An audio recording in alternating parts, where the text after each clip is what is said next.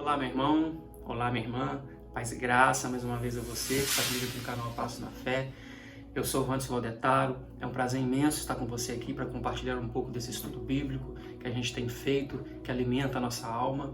E, como sempre, peço a você, deixe seu like aí no vídeo, compartilhe o vídeo com outras pessoas, se inscreva no canal se não for inscrito, muito obrigado se já foi inscrito, ative o sininho lá em todas para receber as notificações toda vez que eu vier postar um vídeo novo aqui no canal, e deixe seu comentário aqui embaixo, alguma coisa que você queira compartilhar com a gente, algum tipo de conhecimento, algo que você tenha achado do vídeo, da mensagem, o que isso pode ter edificado na sua vida, ou alguma coisa que você não concorde, não discorde da palavra que foi passada aqui, para dar o feedback nesse vídeo que a gente tem feito, nesse trabalho que a gente está fazendo.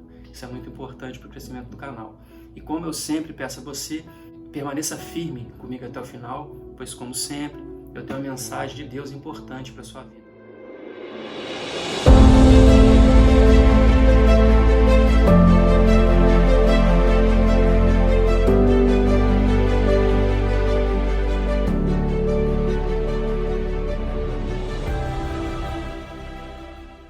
Dando então continuidade ao capítulo 37 de Gênesis, a gente tinha visto sobre José. A gente está iniciando agora a história de José.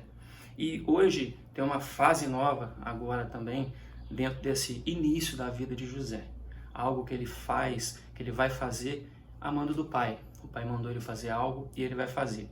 Bom, a partir do versículo 12 do capítulo 37 de Gênesis diz assim: E como foram os irmãos apacentar o rebanho do pai em Siquém, perguntou Israel a José: Não apacenta teus irmãos o rebanho em Siquém?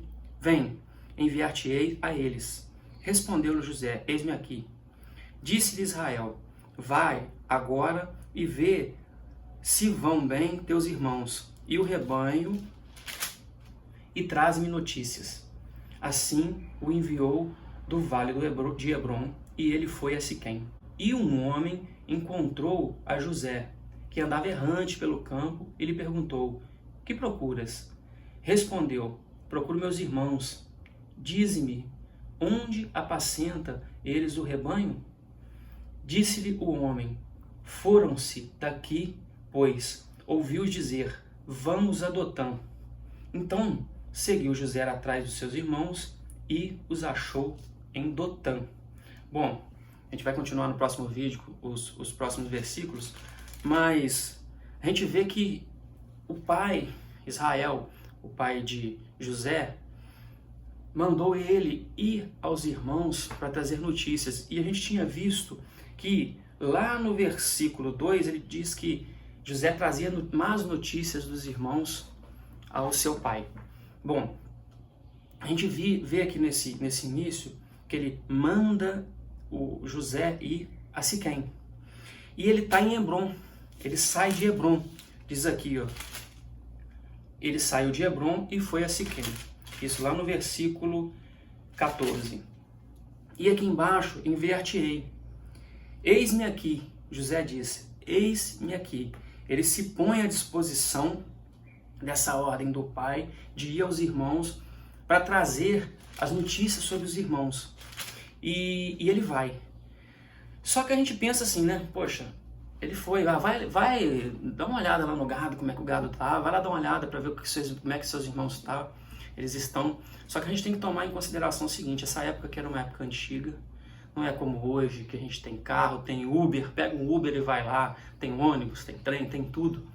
E naquela época não tinha comunicação, não tinha celular, não tinha GPS, a gente não tinha o Google Maps para poder estar nos encaminhando para onde a gente quer ir. E os rebanhos, eles eram apacentados de acordo com o pasto. Então, às vezes, onde estava em uma região, aquele pasto naquele determinado momento não estava bom, eles iam para outro local para poder realmente ter o que dá de comer pro animal em si, né, para aquele rebanho. E aqui a gente vê que diz, né, que ele saiu de Hebrom e foi a Siquém. Então a gente pensa assim, vai ali. Só que a distância do norte ali de Hebrom até Siquém são 80 quilômetros. Então o pai manda o filho, mandou José para ir apacentar, para ver, junto com os irmãos, e apacentar o gado e ver como estavam os irmãos e o gado, a 80 quilômetros. E quando ele chega lá, ele está errante. Errante porque ele está procurando os irmãos e os irmãos não estão ali. E ele vê os viajantes, né? Alguém que passou ali vê e pergunta por que ele está naquela região, está perdido, o que está acontecendo. Ele pergunta. Ele diz que está procurando os irmãos. E ele fala, ele saiu daqui e foi para Dotã. Dotã fica a cerca de 24 quilômetros do norte de Siquém. Ou seja, José andou mais de 100 quilômetros em uma época onde não havia internet, onde não havia estradas, onde o perigo era constante. A gente vê que lá, a gente pegar lá em Davi enfrentou leão, enfrentou urso. Aquela era uma época difícil, animais ferozes que tinham ali, e ele foi amando do Pai. E no final desse capítulo, eu vou estar, no final praticamente de Gênesis, né? Eu vou estar fazendo uma comparação. E José, ele é assim, não estou dizendo que tá? Mas assim, os atos de José é muito comparado com Cristo, sabe? As coisas que acontecem com ele e ele faz é muito comparado com Cristo. Se a gente for pegar, tem uma similaridade, é um pouco parecido. E só que Cristo, ele foi Deus vindo a nós, se fez carne para estar no nosso meio e nos livrar. Ele era livre do pecado e mesmo assim, mesmo sendo livre, entregou a vida. Mas José, sendo homem, parece que ele chegou na proximidade de Cristo, que é o que a gente tem que procurar fazer. A gente tem que fazer as coisas certas. Aqui de início, da mesma forma como Jesus, ele foi enviado pelo Pai aos irmãos. Ele foi enviado pelo Pai aos irmãos para ver como os irmãos estavam. Cristo foi enviado a nós para ver como nós estávamos. Ele veio a nós para nos livrar do pecado, nos livrar do mal. E assim também com José, ele foi injustiçado, ele foi trancafiado, ele foi traído. Então, e no final ele teve misericórdia dos irmãos, assim como Cristo teve de nós. E a gente vê então aqui que José fez a vontade do Pai. Isso é o pouco que eu vou falar hoje, para não ficar um vídeo longo, mas então a gente vê que ele saiu dessa região e foi atrás dos irmãos, conforme o Pai mandou. O que você tem, isso eu queria deixar para você hoje, até onde você está disposto a ir para poder fazer a vontade do Pai?